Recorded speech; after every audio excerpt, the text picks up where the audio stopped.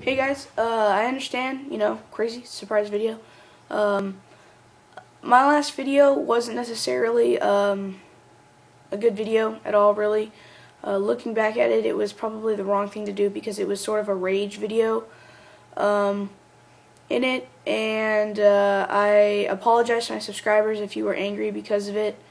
I was just kind of angry at myself and at Bath because Bath is essentially dead now, and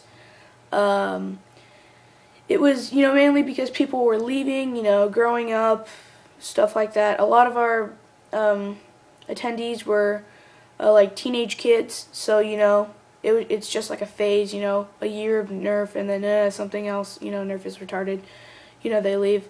And I just got kind of frustrated because I put a lot of time and effort into helping Bath grow, and in the end it just kind of died after a year, and it was a fun year and stuff like that, and kind of sucks. But a combination of different things, such as Nerf isn't that important to me anymore, and just self-realization. I'm not mad really anymore. I'm just accepting it. People change, things change, so you just got to learn how to roll with the punches.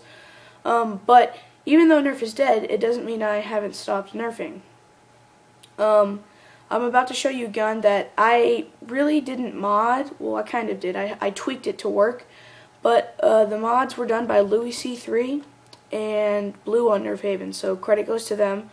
I will be hopefully posting them on Nerf Haven and Nerf Revolution relatively soon. Probably today. I just got to set up, get some good pictures in, upload the whole 9 yards. I mean, I've got stuff to do today, but that's besides the point. So hopefully I can get some pictures on that, and it's somewhat unique. So here it is, and yeah, I've owned way too many of these things, and I'm pretty sure not too many people have owned as many crossbows as I've owned. I've owned like 1, 2, 3, 4, I don't know, like 5 or 6 crossbows. I haven't posted every crossbow I've owned. I've gone through, like I got one through a trade and then immediately sold it because the opportunity was good. So yeah, this crossbow I recently got. Louis C3 did the crossbow mods and Blue did the integration mods. So I'll just go over them. Again, credit goes to them. I just did some tweaking with the air tank so that it would fit in the shell correctly while still being straight, and barrel systems and the seal, and also some pump issues and keyring issues. So in the back, Louis did his polymer resin, which originally was done by Lucian. So credit goes to Lucian and Louis. It's a great idea. Makes the crossbow very, very solid in feel. It does creak, but that's, I don't know, just because it's up in the front here, not back here. The handle is the original crossbow handle, but the actual priming rod is 3/8 inch PVC, and Louis cut it very nicely, so he just cut like a slit and put it in there, and just put 2 posts in so that it's nice and strong. And I assume he also used an adhesive of sorts to stop it from moving. But it's very nice, very smooth priming. I am pulling a big spring. I'm pulling the K26 spring, and it's got a good amount of pre-compression. So there's probably somewhere around 20 to 25 pounds of spring force in here, which is very, very nice. I have the stock trigger and the stock catch. They're holding up fine. I've primed the gun, 150, 200 times. No signs of stress at all.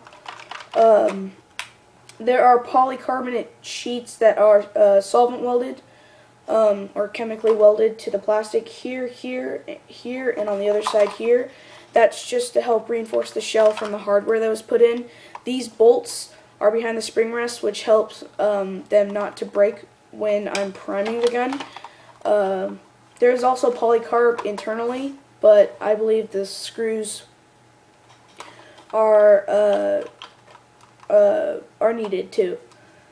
The plunger tube has been replaced with 1 1/8 inch inner diameter, 1 1/4 inch outer diameter polycarbonate tubing, and so that's actually a thinner plunger tube than the crossbow plunger tube, but that means higher pressure. And the seal is a U-cup seal, If you see that, there's also some foam on it. And then there's a PVC coupler in the front, and there's a hole drilled through the plunger tube and the PVC coupler, and that's where this, I believe this is an 8x32 bolt rather than 6x32. I guess he just used it for this one. There might have been holes drilled in the shell already. So PVC coupler. This pump for the integration is a Hornet pump, handle and pump, and it's unplugged, so if you, it's unplugged.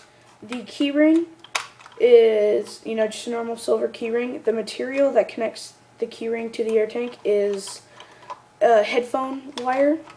I know, kind of weird, but it works really well. The air tank is not a 2K tank. It is a AirTech 3000 tank. And people, I don't know, the AirTech 3000 tank fits perfectly into a Crossbow shell. Like, very little sanding needed, maybe a little on the bottom, I think so. But other than that, it works amazingly. I get a solid 3 pumps. Again, it's not plugged, but very nice. The 3K tank is more powerful. There's more plastic on it, so it's more durable. And there's also, it actually has a better firing mechanism. Because there's the pin, the original pin that goes out of it, and then there's a black nub with another pin, it can be pulled at a slight angle rather than it being perfectly straight. So that's just a higher tolerance of error, so in the end your air tank won't become misaligned and not seal properly because you aren't pulling your tank perfectly straight. The coupler is straight, it's just that this barrel can move. If you see that, it can move. It's not deep in there, but yeah, they're straight. If they don't look straight, it's deception from either the pump or the curves in the Crossbow shell, which make it extremely comfy. So this barrel that I have on it right now is just a foot of brass. Works fine. I probably would use a 14-inch barrel, maybe even a 16-inch barrel on this gun, just because it's got a lot of spring and pressure in it. So 12 might not be using all of its power. And on the 3K, this is just a random barrel that I had. This is probably about 6 inches. I would use probably an 8 or 9-inch barrel. When I get a new pump, I plan to get a normal 2K pump and plug it for this part, not the pump shaft, just because that's already glued in and everything. And that plus, plugging in more pumps will allow like an 8 or 9-inch barrel to get somewhere around 90 to 100 feet flat, and the Crossbow will shoot over 100 feet flat. Other than that, that's all the mods. It's very nice, very smooth in design. I like the idea of the integration up here. It almost, functionality-wise, it's as if it was meant to be there. Obviously, it wasn't meant to be there because that used to be the arrow shooter, but it's a very comfortable gun. Everything's straight, everything's perfect, really, and I love it to death. A nice upgrade from my last Crossbow. But yeah, other than that, it's just a lot of fun.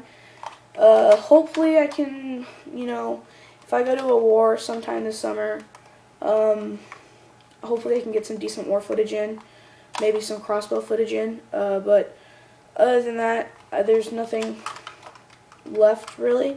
So thank you for watching my video, and I hope you guys have a good 4th of July holiday. Thank you.